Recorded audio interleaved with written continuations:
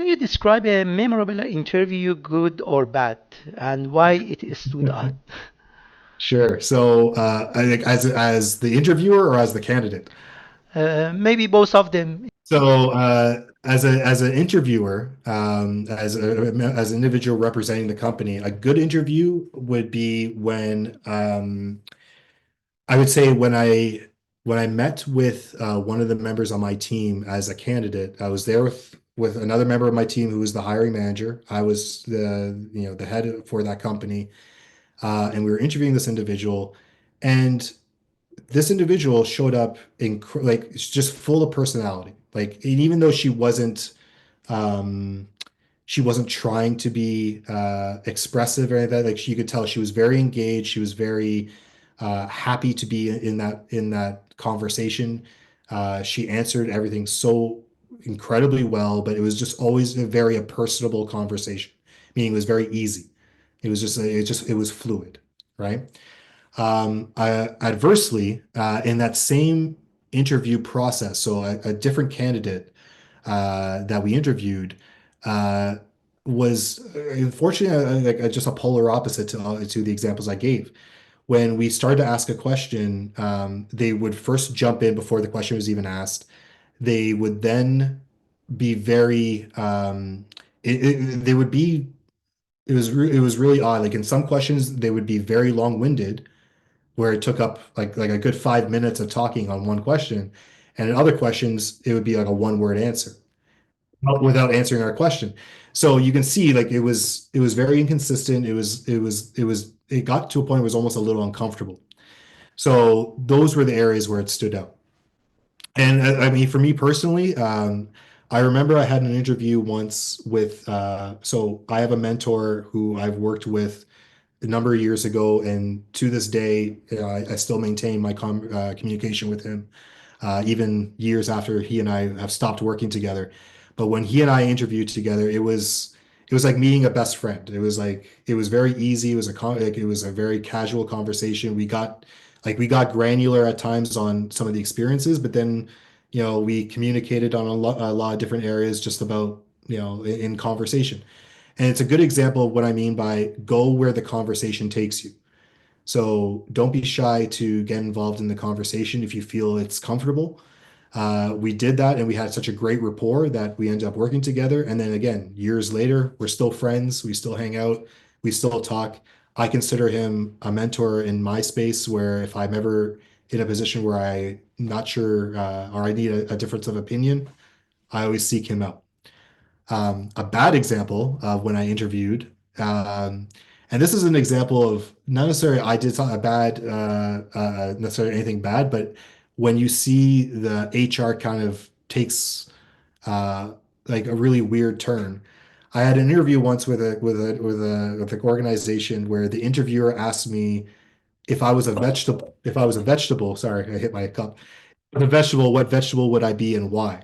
And I Oh thought that my was a God, really I weird have heard this question. kind of question in some Exactly. It interviews. has nothing to do with what we're talking about here. It was just a question that they thought would be fun and give them insight into my personality.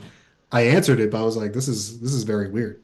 So it's one of those things where, you got to go with the flow of the conversation, yes. Mhm. And sometimes in that interview, you realize this isn't the company you want to work for anyway. That kind of question, I think that they went viral when some people said that, for example, Microsoft or Google, they ask this kind of question to think about hiring, and at that time it went viral. Yes, I had the same experience.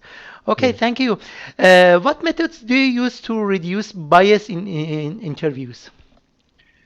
Well, I mean, to be quite honest, there's like, the fact that I don't have a bias in how I assess interviews or assess resumes. So like we're talking about the interview specifically. We always have kind of a clarifying statement around understanding, okay, are there any accommodations that are required ahead of time for the interview process? And if so, please let us know and we'll make those accommodations. Aside from that, like I mean, like we talked about in the previous questions, if someone has an accent, it's irrelevant to the conversation. It's irrelevant to the experience, and it's irrelevant to my assessment. Whether that someone comes from Canada or whether that someone comes from a different country is irrelevant to me. What we're going to be talking about is specifically on their depth of experience. So sticking to that specific or those specifics is the one and bona fide way you can eliminate that opportunity for a preconceived bias or a confirmation bias. What I'm looking for is, again, I'm going to have multiple candidates who I'm interviewing with over the course of a couple of days, and I'm going to make my notes on how they showed up, how they communicated, the type of experience that they've had, and were they able to seemingly have a good fit within an organization based on their behavior. Those are the areas. Okay, thank you. How do you view candidates who show a willingness to learn or pursue education independently? I think it's always a fantastic thing. We talked about the flexibility and adaptability earlier, but I think learning the willingness and the desire to want to learn and improve is a very valuable attribute to have. Because as we said, the market is evolving, technology evolves, and how those impact what we do and how we do it in our day-to-day jobs is going to play a big factor. It may not seem relevant today, but in 5 years from now, it could be very dramatic. So your ability to want to improve is a great valued skill that any employer would want to see in any individual that they have working with their company. I mean that is it a positive point or sometimes Very. can be negative because you want them to work, not, for example, get involved in the continuing education, something like this. I would not see that as a negative whatsoever. What I would see is, if I have individuals that are willing and having desire to improve themselves through independent study, what that tells me is that, okay, there could be a possibility where this individual can grow within this company over many, many years. Like you don't want to learn what you want to do like after 10 years of working the same job and say, okay, I'm ready for the next job. I haven't learned what I need to do to perform it well. You want to learn before that. And sometimes that could require study. So no, it would never be looked upon, at least but not by me or the companies I've worked with, as a negative. Thank you. How do you differentiate between someone who is well prepared and someone just rehearsed? We talked about it earlier, but we can talk more in this regard again. Well, I mean, someone who's well prepared is like, okay, so let's maybe differentiate between the two, right? Someone who's rehearsed is someone we talked about the script earlier, who's memorized how to answer a question and things of that sort. But what if I throw them a curveball in something that they haven't rehearsed and they haven't prepared for? Well, that's where the well prepared individual comes into play. Someone who is well prepared not only has practiced how they can showcase their skills and experience. And what I mean by that is not rehearsing a script, but saying, okay, I know what I've done and I'm able to communicate this effectively because I've practiced this numerous times and I know how it can apply to certain questions. But I've researched the job, I've researched the job description, I've researched the organization. That individual, it will be very hard for me to throw them a curveball because no matter what I throw them, what question I ask them that it relates to the job that maybe they haven't prepared for, chances are they're going to be able to answer that question pretty well because they've done the work. Practicing a script is not enough. I would say, you approach this like you would approach any important aspect of your life, and that's through preparation, research, and practice. Okay. What types of questions do you ask during a phone screening to get an initial sense of whether a candidate might be a good fit or not? Sure. So, first of all, I mean, when I do my phone screens usually are about 15 to 30 minutes. Like they're pretty short. And I tell them that at the beginning, like, this is just a basic conversation just to get to know them and to have just to understand the basic qualifications of experience with them. And the reason I really highlight and make specific purpose to mention it's a basic casual conversation is I want to take the pressure off. I don't want them to think this is a formal interview. because I just want to have this conversation. So the only formalities I will get into in that conversation is really, okay, if you were successful, how much, when can you start? So are you currently working with an organization that you require to give them notice? Are you available at any time? Like, are you in between jobs at the moment and you can start immediately? So those type of questions. Are you legally eligible to apply for this job? Meaning, it doesn't have to be a Canadian citizen, but are you legally eligible to work in Canada? Because that's a qualifying question. And lastly, like from a compensation standpoint, are we aligned? So what is the expected compensation you're looking for this type of role? And the reason I ask this is to make sure that you and I are aligned. Because if I say, hey, listen, the role is somewhere between 70 to 80,000, and you're telling me, well, I'm looking for 150, well, we know that we're not aligned, right? And I would hate for us to go through, not ask that question, and then go through 2, 3, 4 interviews before we get to that point, and then now we've wasted our time. But going through the phone screen beyond that is just saying, okay, so tell me about your experience as it relates, to these specific areas. And it's just, again, a casual conversation. That's the most of it, because that's going to give me the initial information I need to say, okay, are they able to communicate well? Did they communicate their experience to me well, in a sense where I have a good understanding of what they've done? And if so, I'm bringing them into the more formal round of interviews. Okay. In my own regard, I have two phone screening that I remember, unfortunately, didn't go very well. And the problematic part was the first question asked was related to my education, because I have lots of experience doing the community service as a social worker in this regard, but I don't have exactly the same certificate. She didn't wait for my explanation and also going through my experience. The first question asked, do you have social worker degree? I said no, but somehow it is related. And I'm so sorry if we couldn't find anyone, we can contact you. Maybe less than 2 minutes.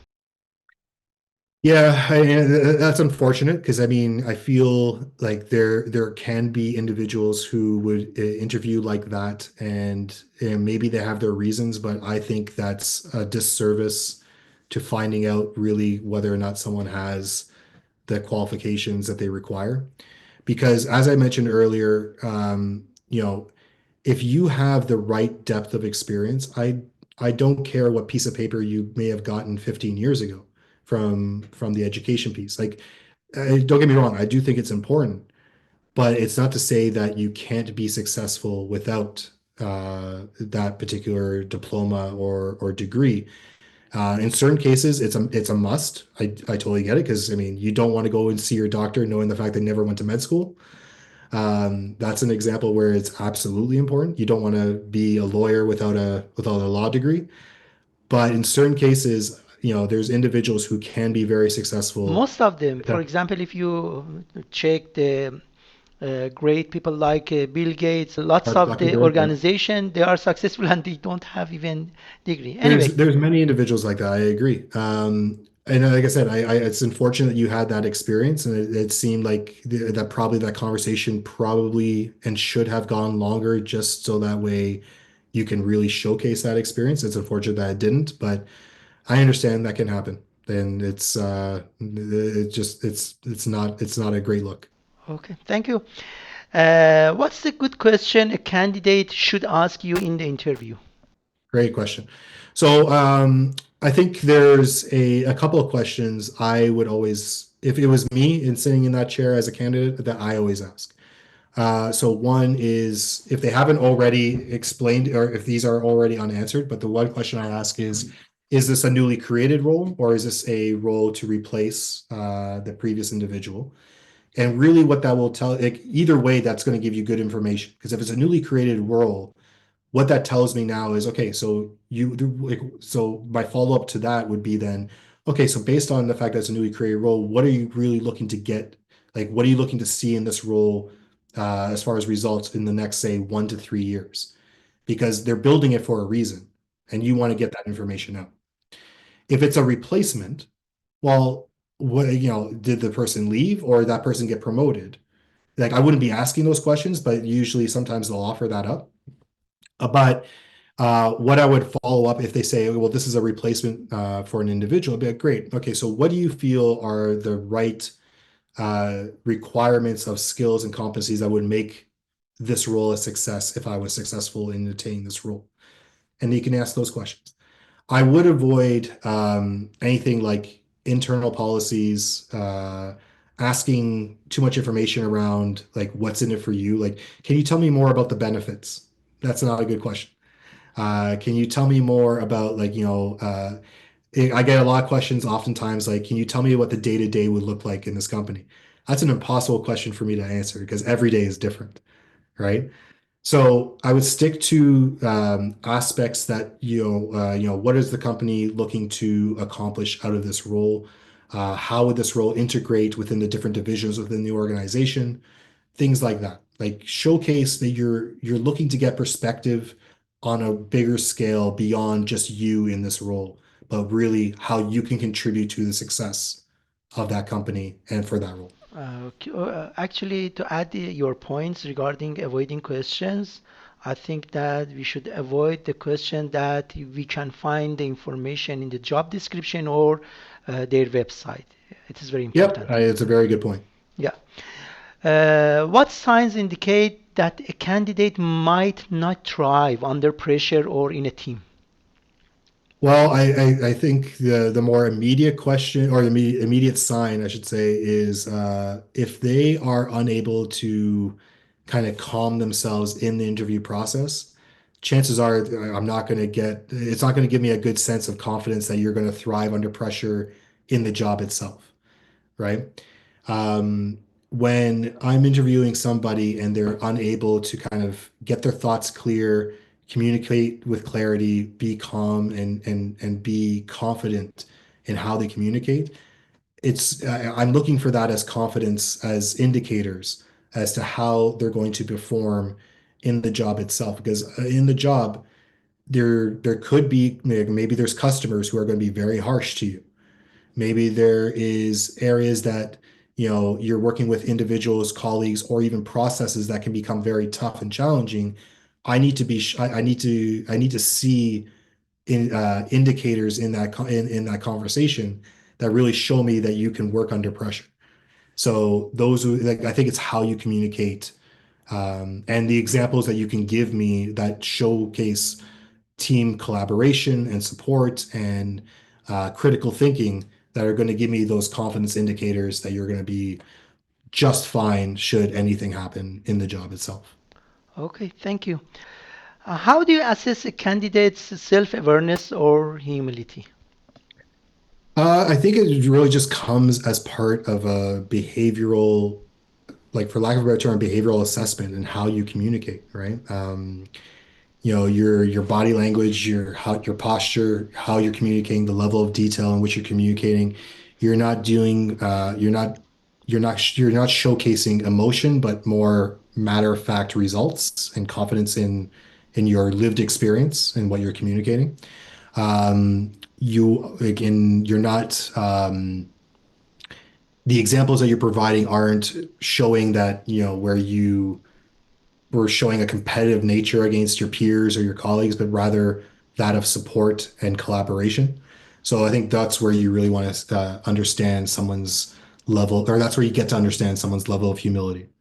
Can body language or appearance ever unfairly impact an interview? I don't know if it's unfairly. So body language is really your representation of yourself, right? I mean, I don't know.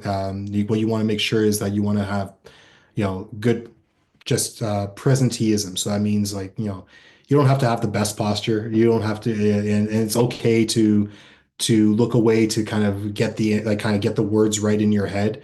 And yes, you want to maintain eye contact as much as possible, but you want to be able to demonstrate respect and appreciation for for the conversation and flow with it. What you don't want to do is have these moments where you're showcasing that you're just not interested, whether you're scoffing at the question or making those type of gestures. whether you're doing like really over the top hand motions or anything like that. Like, you just want to be calm. You want to have a conversation just like you're having with a friend or a colleague. Remember, this is a professional environment, right? Like, you're not in the door yet. You haven't built those rapport aspects yet. So don't get overly friendly, but just go with the conversation, but be respectful. Okay. For example, I can ask this question. Some Mhm. people have unintentional habits. You see that everything is going very well, the resume is perfect, everything, but in the interview, for example, the person is picking his nose Oh. sometimes. Okay, what will happen really? Well, I would say, it may or may not impact the interview, but it would be an area that we would probably, maybe have some pause on. Like a common like body language aspect that could happen and has happened is when someone gets really nervous, they start sweating, right? That is perfect. That has happened numerous times, right? It's even and I'm even prone to it when I get nervous too. So what I typically do is understanding that is like I'll pause and say, you want to take a minute, you want some water and maybe get them like some napkins just to show them like, listen, I'm supporting you in this. Don't worry, take a breath, calm down. Things like, like you said, picking your nose, like that's more of a sociable aspect that you typically do not want to do, right? Like I said, you want to be respectful and professional. Yeah, I know, but I mean that if everything is perfect, does it Yes. affect impact on the result or not? Hard to say. It's never happened. So I don't know if it would impact it. I would like, I mean, it would probably get brought up in the conversation, like, where if I'm with the hiring manager and say, Michael was great, but like, why was he picking his nose? I'm like, Yes. I don't know. Maybe we need to get another So conversation. What it happens? shows that we should be very careful. Yeah, exactly. So, Absolutely. so. Absolutely. Okay. What do you think of virtual interviews versus in person? Do you assess differently? No, I don't assess them differently. Virtual interviews, I think since the pandemic have become more frequent, and just part of the norm now. I personally, like, I prefer in-person interviews, and where I would now inject virtual interviews is one of two scenarios. One is, so when I talked about the phone screen earlier, well, those are always now like a short video call, which is like 15 minutes, because you really want to try to build in that personable face-to-face as much as possible. And for most companies, the phone interview has kind of gone away and it's no longer just a phone conversation, but it's now a quick phone/video conversation. The other scenario is if we're dealing with different geographical locations, right? Um, like I have, like, in companies I hire for, I'm not just hiring for the head office, I'm hiring for all the regions. So if I'm hiring someone who lives in British Columbia or in Saskatchewan, well, I'm not going to fly them in for every is an interview or for me to fly them out. We're just going to have a quick video call.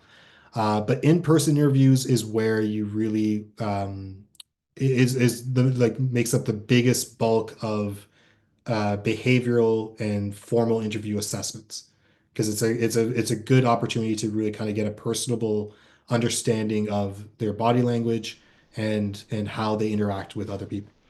If you yourself are going to participate in an interview, which one do you prefer, in person or virtual? I prefer in person. Why?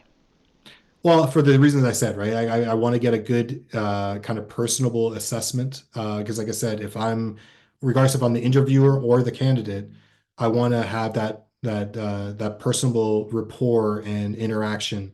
I want to gauge their body language as the interviewer to assess, okay, is this the right company? Is this reflection of the right company for me? How they interact with me matters. So I want to be able to understand, is this the right company for me? And I'm only going to be able to really do that through a very kind of in the same room type of conversation. Over the internet, through a virtual interview, you can still get that personal relationship, but it's a little bit tougher. It's a little bit different. Exactly. So that's why I prefer in person. Exactly. The same for me. What general advice and recommendation would you give candidates to help them succeed in an interview?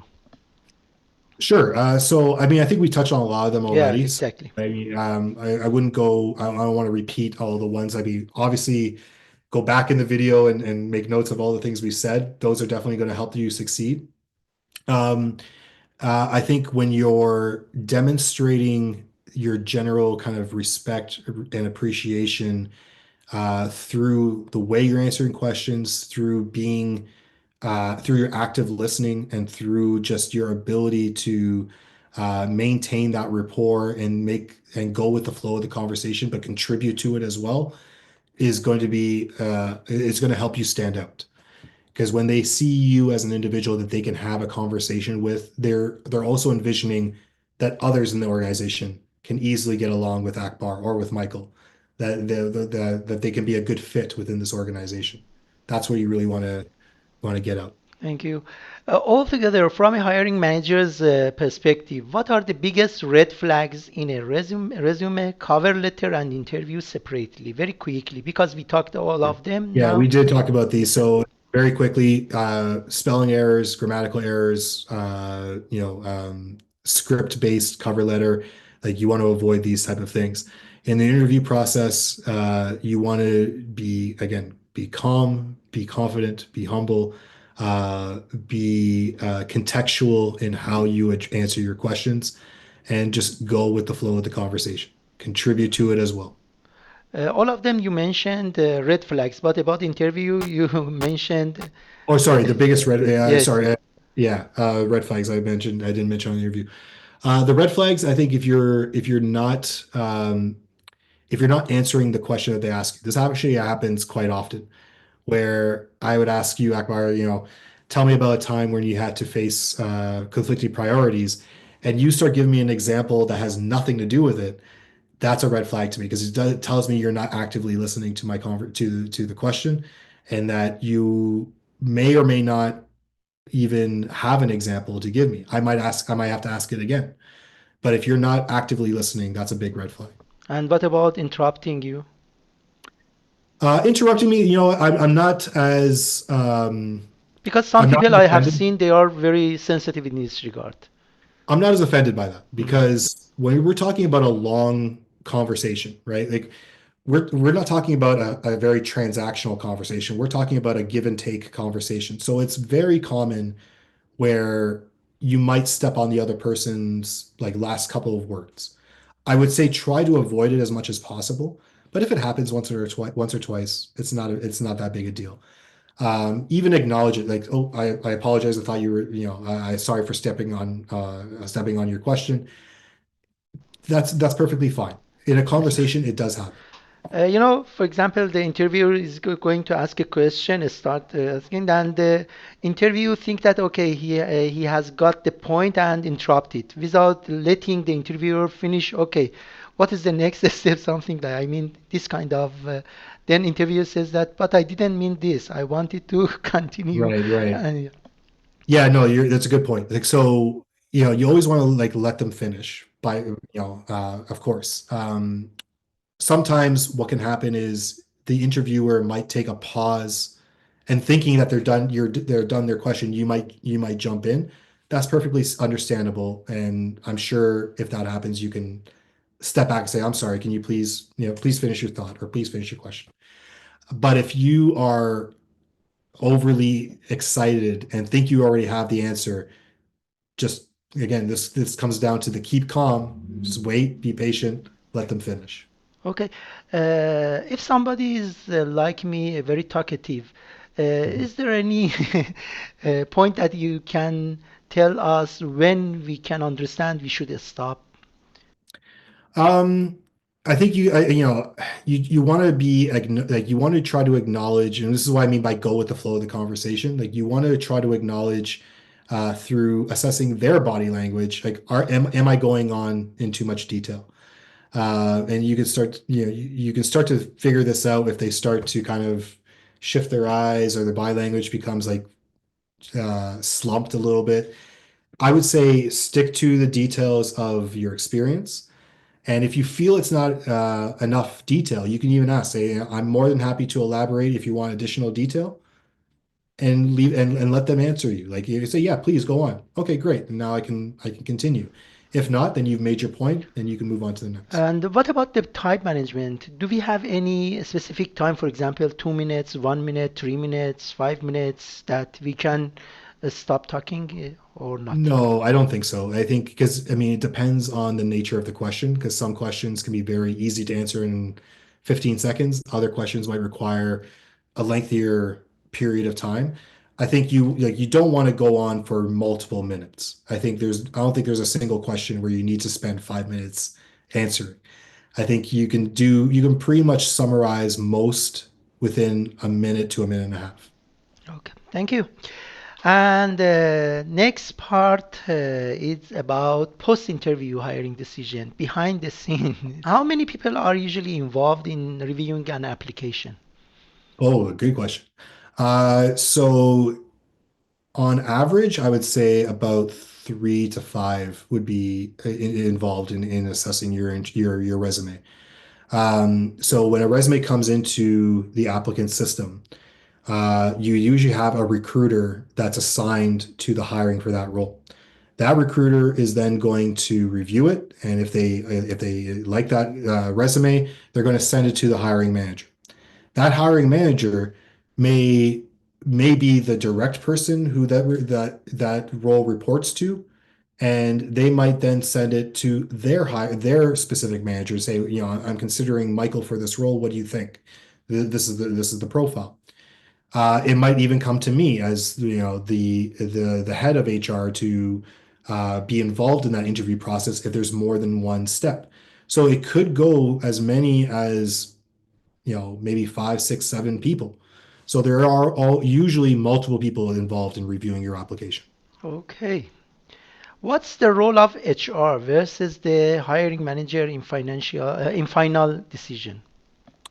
It's a good question, and I think it could depend on how like what the structure of that process looks like. So what I always try to do is understand or help my hiring manager understand really what they're looking for. They might have a good understanding of what they're looking for, but sometimes, it requires some encouragement and some context or some objectivity that could be injected into that conversation or into that assessment. So my role isn't to make the decisions for the hiring manager because HR is not responsible for their business unit. The hiring manager is responsible for their team.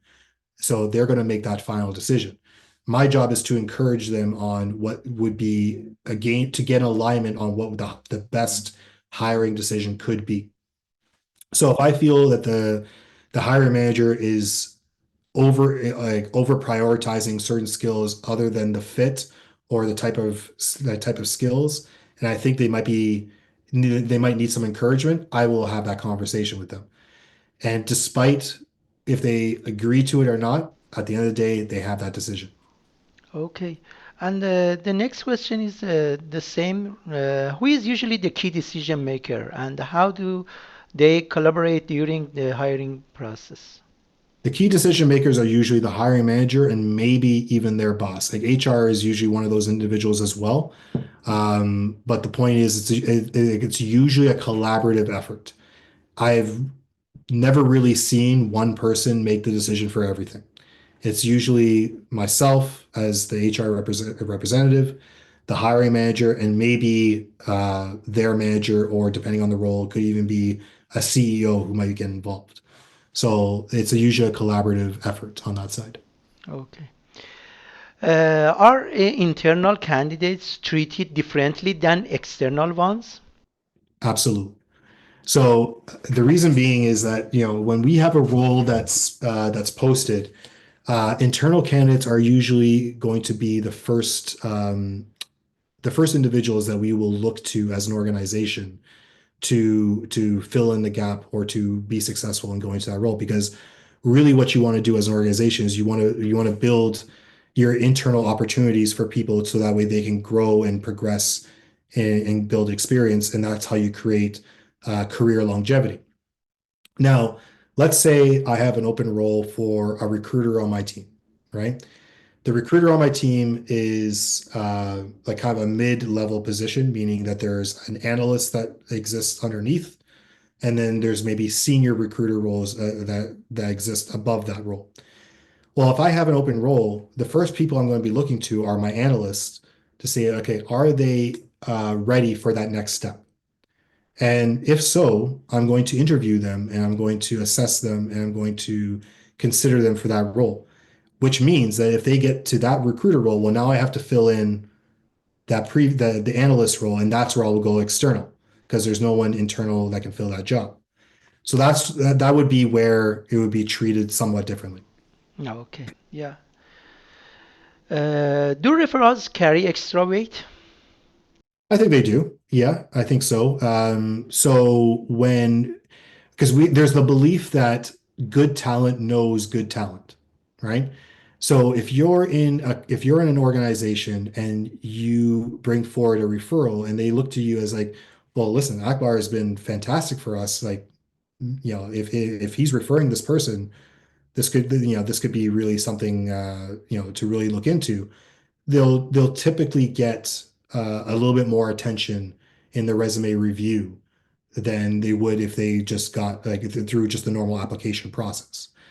Now, it doesn't guarantee them anything. It doesn't guarantee them an interview. It doesn't guarantee them the job, but it does it does usually give them a little bit more immediate eyes on the resume or consideration of the candidacy. Okay, what about favoritism here? No, I don't think favoritism is like, I mean, I'm not saying it doesn't exist. I'm sure there are examples where that can happen. Referrals are different from favoritism, right? Because if we're talking about favoritism, we're talking about that would be the equivalent of me being the hiring manager saying, hey, I have this referral that I want to bring in, right? Versus you reporting to me and saying, I have this referral that I want to bring in. That would be the difference in favoritism. I think, at the end of the day, if someone's being brought in as a referral, they're still going to have to go through the same assessments and just like anybody else. They're not going to bypass the interview process or bypass the qualifications required for the role. So you would hope that doesn't happen. If it does happen, well, then you might have your answer of favoritism then. But usually any referral has to go through those same checkpoints. Okay. Actually, I wanted to mention that, Michael, really, I think that there were lots of good points, even for hiring managers, if they really watch this video. Thank you so I much. hope so. I enjoyed the conversation. Thank you. How do you make your final hiring decision between two equally strong candidates?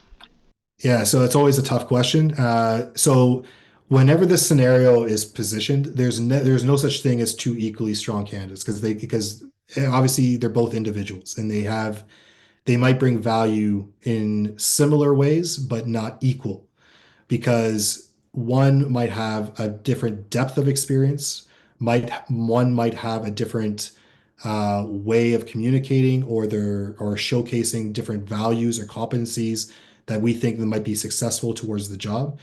And ultimately, it comes down to, like I said, it's usually a group decision, and we'll sit there and we'll identify, okay, candidate A, candidate B, how do you think that they would what do we see as the values? What do we see as the potential pitfalls? And we'll there's a lot of conversation that goes into that. But there is no two equally strong. So it's almost an impossible question to answer. But when it comes down to it, more often than not, the individual that has the better fit within the organization would likely get the nod for the successful candidate. And the reason for that is the tactical side of things, for the most part, I can teach anyone as the hiring manager. But I can't teach fit. I can't teach critical thinking as easily. I can't teach collaboration as easily. I can't teach the kind of the ethical kind of structure you have as an individual. Like these are all like your attention to detail, your like those competencies are usually what's going to make you more successful than your competition. Exactly. What role does the feedback from team members play in the decision-making process? This is a very good question, and I would say highly up there on the decision-making process. So, as an example, when I was hiring for members on my team, what I would do is I would go through the various steps of the interview process of interviewing candidates. And for the last, say, the top 2 or 3 candidates, I would say, as the final step, you're going to be interviewing, you're going to be meeting with my team. I'm removing myself out of the equation. I want my team to interview these individuals because these are the people that they're going to be working with. So this equation actually solves, or this process solves two key aspects. One is the candidate will meet with the people that they are interviewing with, and they can even ask them, "Hey, how is Michael as a leader? How they can get an assessment of whether or not they want this job." Secondly, my team members will make that assessment of like, okay, we do think that candidate A or candidate C might be the best fit in how into our team. So all that peer information is very critical. And that's why you'll oftentimes see, and maybe in the final step in the process, where you might have a panel interview. And if you have a panel interview, that's where you get like the collaboration of assessment. Yeah, I myself have experience of panel interview too. Mhm. What are common reasons a candidate doesn't get the offer even after a good interview? Well, I mean, I think we've alluded to a lot of those reasons. Like again, it could come down to fit, right? I mean, there are very much opportunities that can happen where I have 2 fantastic candidates, and either one can be incredibly successful and get it, but I have to make a decision on one, right? So it could be the fact that like, listen, it was an incredibly tough decision, but if and you didn't get the nod on this decision, but if there's anything else that comes up, I'm going to immediately call you. That can happen, and that has happened. And other things can be just like, again, does the team feel that there is a better alignment with one individual versus the other? Like those are some common reasons that can happen. I wouldn't say salary would play too much of a factor because as I mentioned, we usually get that ironed out early on in the process. I mean, if someone's asking for like 150 versus 155, that's not gonna really make much of a difference to me. It's a matter of what it comes down to is who's going to be the most successful person that I can get into this role. Exactly. Thank you. How important is it for candidates to follow up after the interview, and how should they do it? Yeah, so I think it is important because it shows your interest and it shows your enthusiasm and shows your appreciation and respect for them in taking the time to interview you. So once I would say they do it as we talked about, like the day of or the next day, and it's a very simple email where it's like, thanks again for taking the time to meet with me. After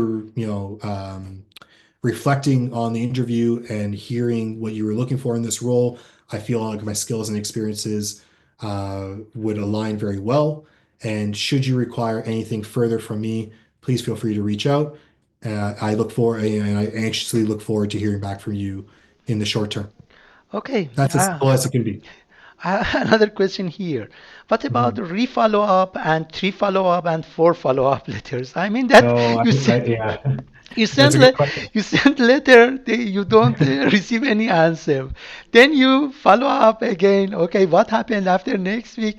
What is your idea in this regard? If you send letter and you don't receive any letters. Well, I mean, you may not, you like, so that there's an unfortunate part where that maybe some recruiters and interview or HR professionals do is they don't close the loop on certain candidate conversations, which is unfortunate and it does happen. But I wouldn't recommend sending multiple follow-ups. So if you send a follow-up, you can assume that they received it, leave it at that. Usually the HR person will Actually, my do. question is here. We can continue here. Sure. How transparent is your feedback process? Do you offer advice to unsuccessful candidates? And if you see the only question that I have put emoji, it is here. Why do you think most organizations, the thing that you were mentioning, don't provide feedback or even respond to rejected applicants? Really, it is rare that they Yeah, don't it is answer rare. yes. Okay, You're now right. we can continue completely here. Yeah, so I think there's a couple of aspects to this, right? So one is there might be like it might be an avoidance to the uncomfortable conversation. But the other factor to consider is that it's a time factor as well. Now, I will say this.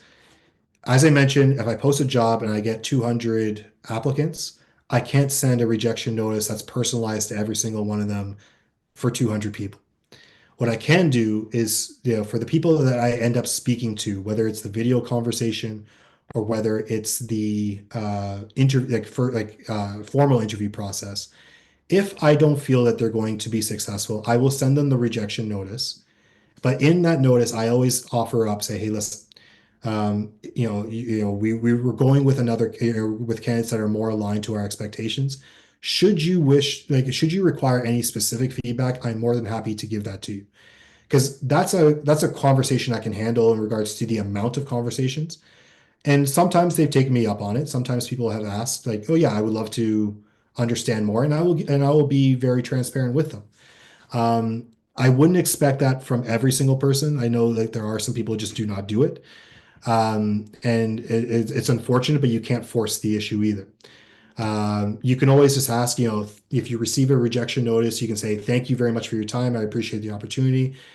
Should you have any feedback that can help me in my search, I would greatly appreciate it. And just leave it at that. You might get a response, you might not get a response. I noticed that time management, especially, it is important. For example, answering 200 or 500 or Right. more. But I, as an applicant, I have respected your company, your organization, and I applied your job. At Yeah. least I need this respect. Very even an automatic letter and said, okay, sorry, thanks for your application. Yes. Bye. It is enough for me because I know that okay, I shouldn't expect more, and I can continue my job searching and applying other place. This is Mhm. my point that at Yeah. least this they deserve it to receive very short letters. Hi, Yes. bye. Really, it is very important.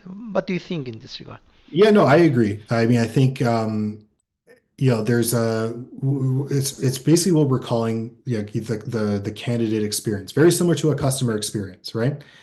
When you are going through the efforts of applying and interviewing, you want to be able to feel like you are being taken seriously, that your time is also equally respected. And there are some companies that do it exceptionally well, and there's companies that are still developing what that can look like. And I think, you know, it's perfectly understandable to not feel appreciated if you just get ghosted by an employer. And really the takeaway from that is if it was me on the receiving end, is like, okay, well, this is clearly not the company that I would want to work for anyway. So I take that for what it is and I move on to the next opportunity. Thank you.